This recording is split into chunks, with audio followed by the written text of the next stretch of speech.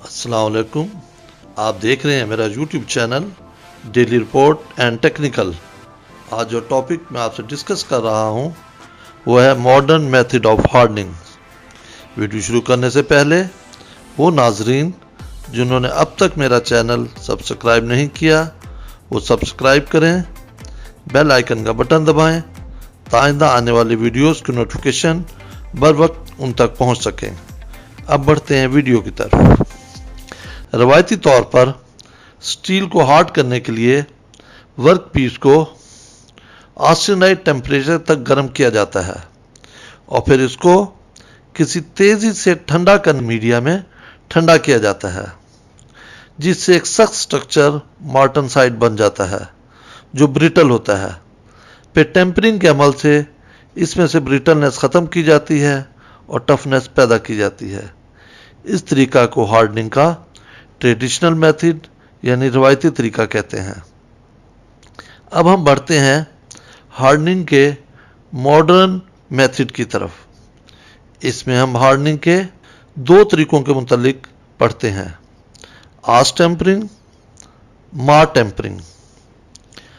आस tampering और मार tampering ये लफ्ज़ सुनकर अक्सर तुलबा इस गलत फहमी में मुब्तला हो जाते हैं कि ये दोनों शायद टेम्परिंग की इकसाम है, लेकिन ऐसा नहीं है, क्योंकि टेम्परिंग हार्डनिंग अमल करने के बाद उसमें मौजूद ब्रिटलनेस को ख़त्म करने और टफनेस पैदा करने का ज़रिया है, जबकि आस टेम्परिंग और मार टेम्परिंग स्टील को हार्ड करने का मॉडर्न तरीका है।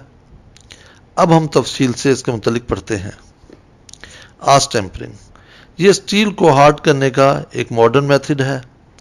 इसमें स्टील को ऑस्टेनाइट टेम्परेचर से कुछ ऊपर तक गर्म करके इसको एक साल्ट बाथ में डुबो दिया जाता है। साल्ट बाथ में आमतौर पर कार्बोनेट और बेरियम क्लोराइड का पिघला हुआ आमेज़ा होता है।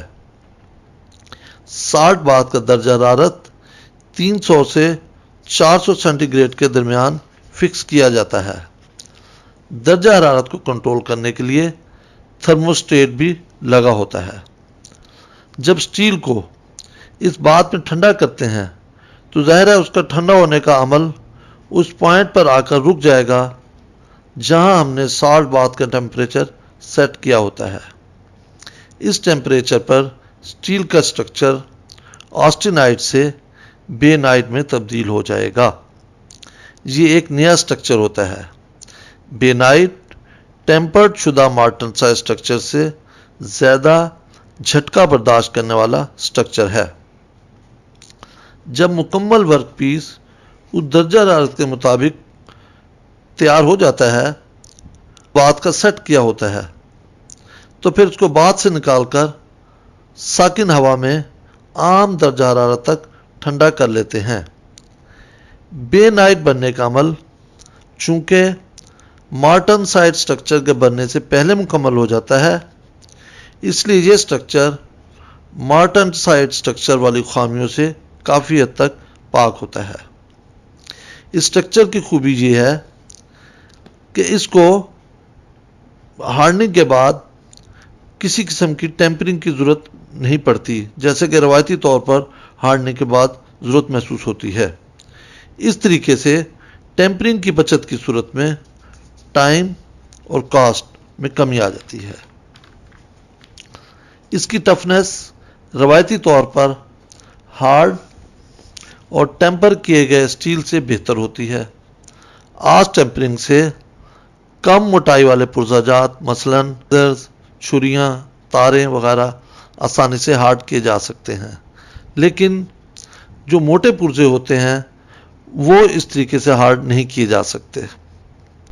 आस टेम्परिंग के नतीजे में जो नया स्ट्रक्चर बेनाइट बनता है, इसकी एक इंग्लिश में बहुत अच्छी तारीफ जो आप स्क्रीन पर देख रहे हैं।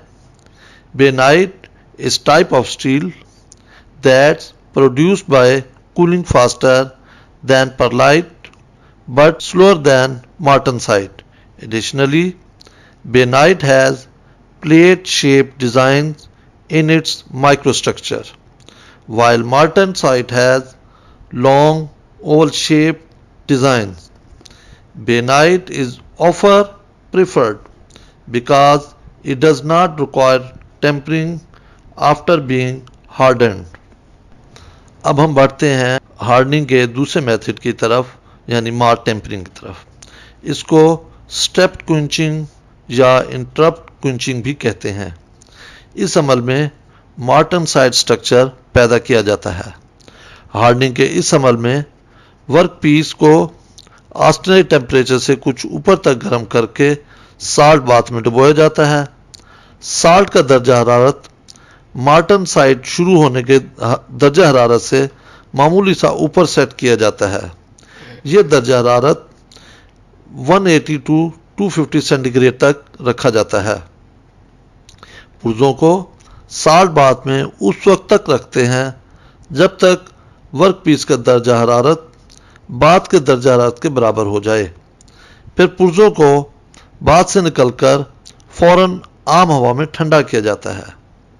इस तरीके से हार्ड करने से स्ट्रेसेस और क्रैकिंग के असरात काफ़ी कम हो जाते हैं, जो कि रवायती तौर पर हार्ड किए गए स्टील में पाए जाते हैं.